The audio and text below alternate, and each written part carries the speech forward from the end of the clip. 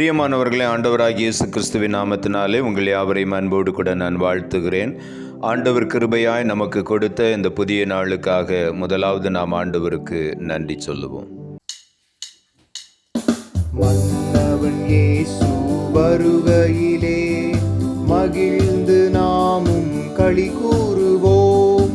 மன்னவன் இயேசு வருகையிலே மகிழ்ந்து நாமும் களி கூறுவோம். சோர்ந்து போகாதே, நீ சோர்ந்து போகாதே, சோர்ந்து போகாதே, நீ சோர்ந்து போகாதே. அதி சீக்கிரத்தில் நீங்கிவிடும் இந்த லேசான உபத்திரவம், அதி சீக்கிரத்தில் நீங்கிவிடும் இந்த லேசான உபத்திரவம்.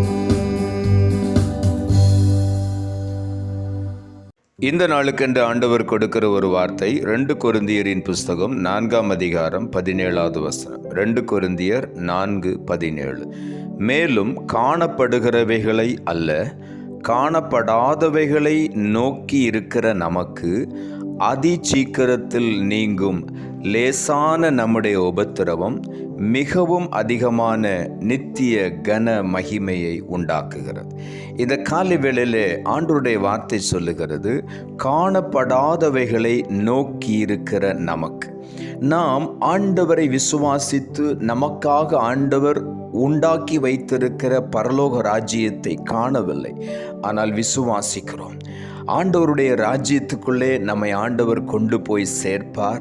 அவரோடு கூட நித்திய காலம் நாம் ஜீவிப்போம் என்பதுதான் ஆண்டவர் நமக்கு கொடுத்திருக்கிற ஒரு பெரிய வாக்குத்தத்தம். நித்திய ஜீவனை கொடுப்பேன் என்று வாக்கு பண்ணியிருக்கிறார்.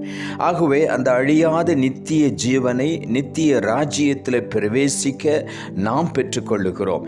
இதை நாம் காணவில்லை, காணப்படாதவைகளை நோக்கி இருக்கிற நமக்கு அதி சீக்கிரத்தில் நீங்கும் லேசான நம்முடைய உபத்திரவம். ஆண்டவர் சொன்னார், இந்த உலகத்திலே உபத்திரவம் உண்டு என்று சொல்லி.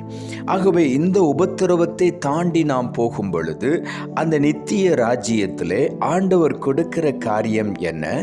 மிகவும் அதிகமான நித்திய கன மகிமையை நமக்கு ஆண்டவர் கொடுக்கிறார். ஆகவே இந்த காலை வேளையிலே உபத்திரவத்தை குறித்து நாம் சோர்ந்து போகக்கூடாது.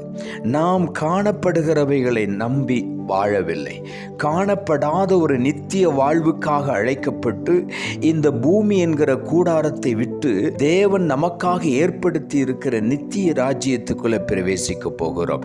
அந்த நம்பிக்கையிலே நாம் இன்னும் உறுதியாய் தரித்திருக்கும் பொழுது இந்த உலகத்தில் வரக்கூடிய உபத்திரவங்கள் நம்மை ஒன்றுமே மேற்கொள்ள முடியாது. அதை குறித்த பாரம், கவலை நம்மை அழுத்தவே முடியாது. காரணம், நாம் இந்த உலகத்துக்குரியவர்கள் அல்ல, நமக்கு ஒரு நித்திய ராஜ்யம் உண்டு. அந்த நம்பிக்கையிலே நாம் முன்னேறி செல்லும் பொழுது ஒரு நாளும் வெட்கப்பட மாட்டோம், நாம் சோர்ந்து போக மாட்டோம். 2 கொரிந்தியரின் புஸ்தகம் 4ஆம் அதிகாரம் 18ஆம் வசனம் சொல்லுகிறது, ஏனெனில் காணப்படுகிறவைகள் அநித்தியமானவைகள், காணப்படாதவைகளோ நித்தியமானவைகள் என்று இங்கு எழுதப்பட்டிருக்கிறது. அழியாத நித்திய வாழ்வு, நித்திய ராஜ்யம் என்பது காணப்படாதவைகள், அது நித்தியமானது, அது ஒரு நாளும் அழியாதது.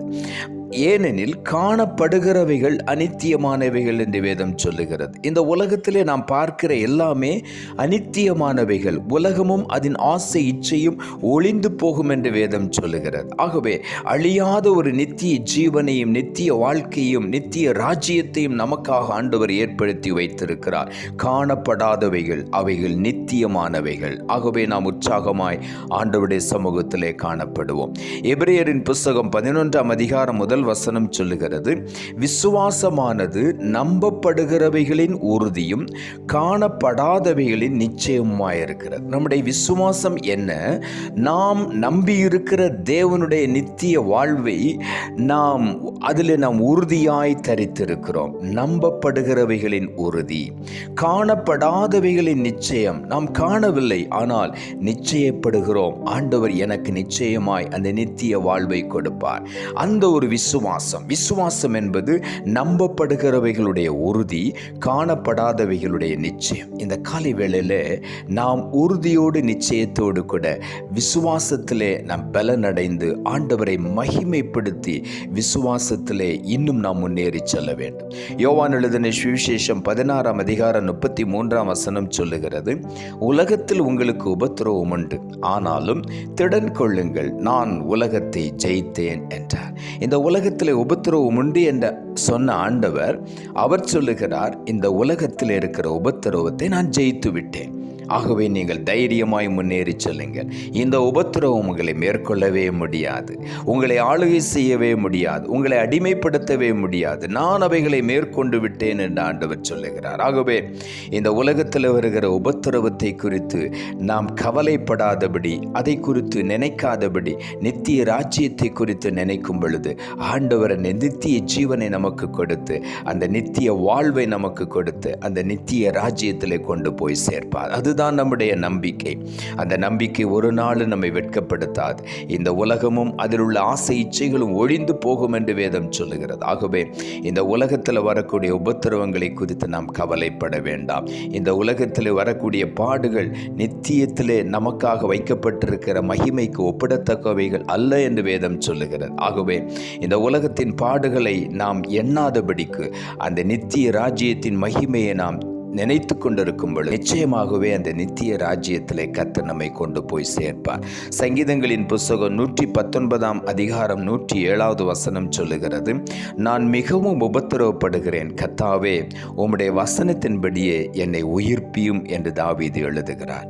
நான் மிகவும் உபத்திரவப்படுகிறேன். உலகத்தில் பல உபத்திரவங்கள் என்னை நெருக்கி கொண்டிருக்கிறது, ஆனாலும் உம்முடைய வசனத்தின்படி என்னை உயிர்ப்பியும் என்று சொல்லுகிறார். ஆண்டவருடைய வார்த்தை நம்மை இப்படிப்பட்ட உபத்திரவங்களிலே உயிர்ப்பித்து மேல் நோக்கி நம்மை நடத்துகிறது. சங்கீதங்களின் புஸ்தகம் 119ஆம் அதிகாரம் 67ஆம் வசனம் சொல்லுகிறது, நான் உபத்திரவப்படுவதற்கு முன்னே வழி தப்பி நடந்தேன், இப்பொழுதோ உம்முடைய வார்த்தையை காத்து நடக்கிறேன் என்று சொல்லுகிறார். உபத்திரவப்படுவதற்கு முன்பதாக வழி தப்பி நடந்தேன் என்று தாவீது எழுதுகிறார்.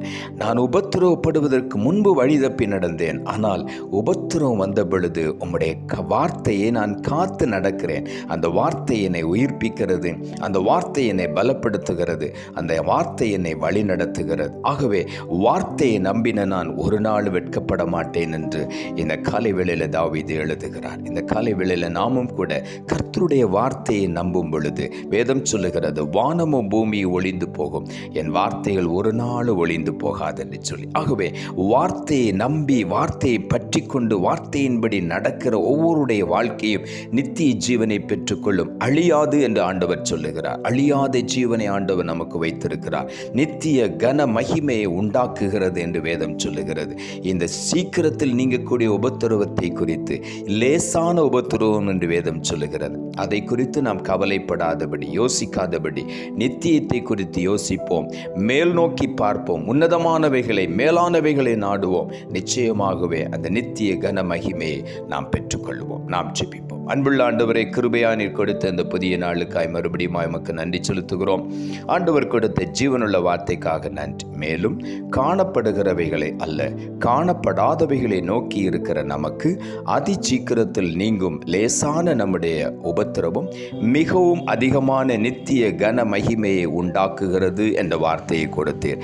வசனத்தை கேட்டுக்கொண்டிருக்கிற ஒவ்வொருடைய வாழ்க்கையிலும் தேவையற்ற உலக கவலைகள், ஆண்டவரை சின்ன சின்ன உபத்திரவங்களை குறித்த பயம் எல்லாவற்றையும் நீக்கி விடுவீராக. ஒரு நித்திய வாழ்வை, நித்திய அழியாத ராஜ்யத்தை, நித்திய மகிமையை எங்களுக்காக நீர் வைத்திருக்கிறீர் என்கிற அந்த மேன்மையான ஆசீர்வாதத்தை நினைத்து உன்னதத்தை நோக்கி மேலானவைகளை நாடி முன்னேறி செல்ல ஒவ்வொருவருக்கும் கிருபை தாரும். தாழ்த்துகிறோம். இரட்சகர் இயேசுவின் நாமத்தில் ஜெபிக்கிறோம் நல்ல பிதாவே, ஆமென்.